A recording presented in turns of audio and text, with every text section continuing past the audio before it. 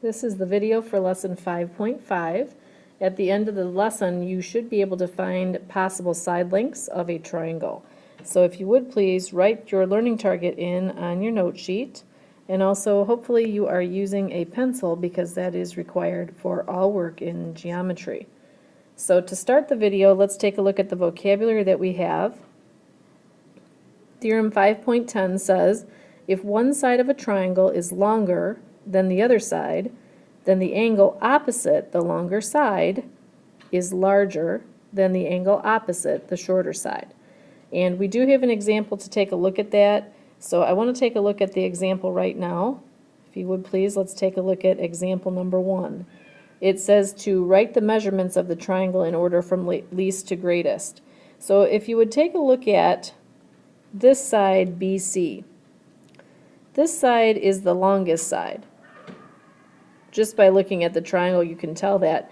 However, if you look across from there, this 88 is the largest angle as well.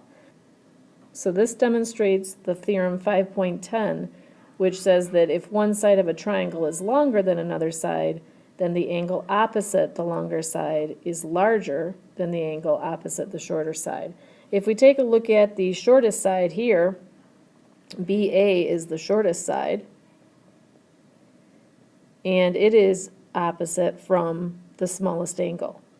All right, so then we would have to believe that this length right here is the medium length. So the directions for this example say write the measurements of the triangle in order from least to greatest. So we have to do that for the angles. Least angle is going to be angle C.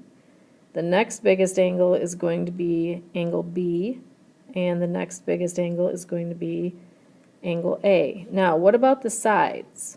So we have to put the sides in order from smallest to greatest as well. We already said that AB is the shortest, right? And then we said that AC or CA is going to be the medium one, and BC is the longest side.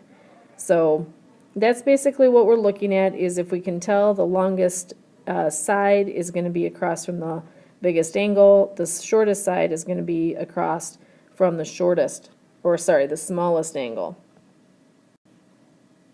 So for problem B, we're going to do the same thing. Let's notice here that DF is the shortest side, and DF is opposite from this angle here, which makes angle E the smallest angle.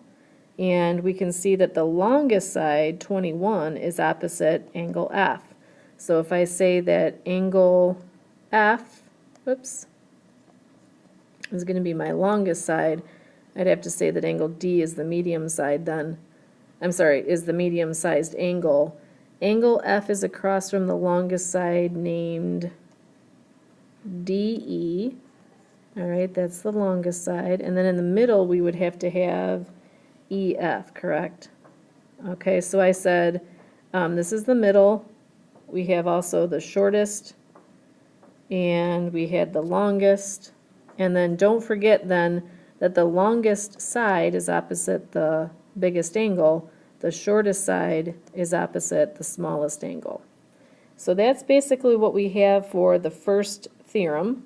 And if we go back up here to take a look at theorem 5.11, the angle of a triangle is larger than another angle when the side opposite the larger angle is longer than the side opposite the smallest angle. So this theorem is just the converse of the first theorem, okay? Because the first theorem was talking about sides, this theorem here is talking about angles. So we basically looked at both of those in the two problems that we've already done. And then we have theorem 5.12, the triangle inequality theorem, which says the sum of the lengths of any two sides of a triangle is greater than the length of the third side. And let's take a look at a couple of examples that have to do with those on the back side of the paper. I just want to remind you that you do need to practice these 4 problems on your own. Before we get to those problems on the back, would you make sure that you list the angles, please, in smallest to largest? And then also, I need you to write the sides in smallest to largest. And that's true for each of these 4 problems. Okay, so you're listing smallest to largest, and notice here that there's a missing number, but you know how to find that, right? You're just going to take 180, subtract 72, subtract 39 to find that missing amount right there. It's a little tricky one. So make sure that you finish this completely so that you can get your stamp. And let's go ahead and look at the problems on the back. All right, problem 5. A triangle has sides that are about 33, 18, and 24 centimeters long, and angles of about 32, 103, and 45 degrees. And we need to sketch and label a diagram with the shortest side on the bottom and the largest angle at the left. So before we do anything, let's identify the shortest side. The shortest side is going to be 18, and the largest angle is going to be 103. So we know that we have to have the shortest side on the bottom. When I draw this, I'm going to have just this side here, which is going to be 18, and my largest angle is going to be at the left, okay, and that's going to be 103. I'm just going to draw an arrow because it's going to be too difficult to fit that in there. So here's my angle of 103, and if I connect this side to this side of my triangle, now I have my largest or longest side, and I'm going to mark that with the length. Remember, 33 is the longest length we have in our triangle, so opposite from my largest angle is going to be my longest side. And then of course I can mark this side with 24, and if I go look at the measure of the angles, even though this one's the largest, that's across from my longest side, here's my smallest angle, so that's going to be the angle up here. My smallest angle is going to be 32 degrees, and then of course I have this one, the medium size one, is 45 degrees. All right, there's not a lot of space there, so try to fit that in as best you can. And then of course for number 6 it says to draw a right triangle that has sides 16, 34, and 30 inches long and angles of 90, about 28, and about 62. And we want to sketch and label a diagram with the shortest side on the bottom. The shortest side is 16, and the right angle at the left. Okay, so we have to pay attention to both of those things just as we did in the previous diagram. So to begin, I'm going to draw my shortest side. It's going to be 16. Maybe I'll make it a little longer than that. And then my right angle is going to be at the left. So there's my right angle. I marked it there. And I'm going to connect these two. All right. And then we have the longest side of any right triangle is going to be the hypotenuse, of course, because it's opposite the 90-degree angle. And now I can also label my 30-inch side, which is my medium length. Now, I have to decide where I'm going to put my 28 degrees. Well, here's the shortest side right here. So I have to put my 28 degrees in this tiny angle here. And then my medium-sized angle is going to go opposite my medium length. So this angle right here is 62 degrees.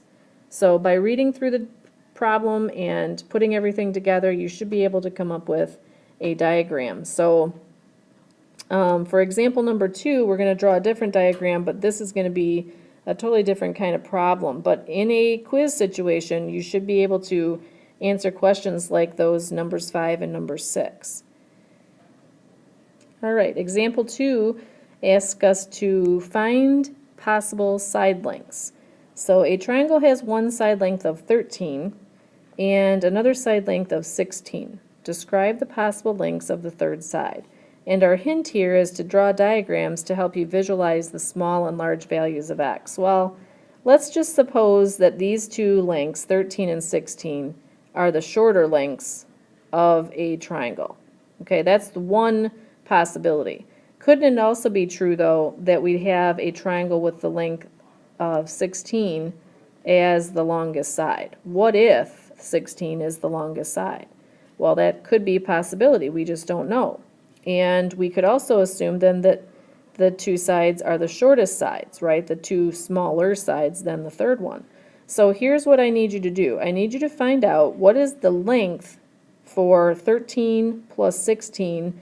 What number does that have to be greater than, and what could we do to find a value of x that would make 16 smaller than 13 plus this other number? So when we solve these problems, we're going to be able to come up with an answer of a range, right? We're finding a number that the length of the side has to be between. It's going to be somewhere between this value and this value. All right, so if I add 13 and 16, I get 29. And if I subtract 13 from 16 to solve this inequality here, I'm going to get 3.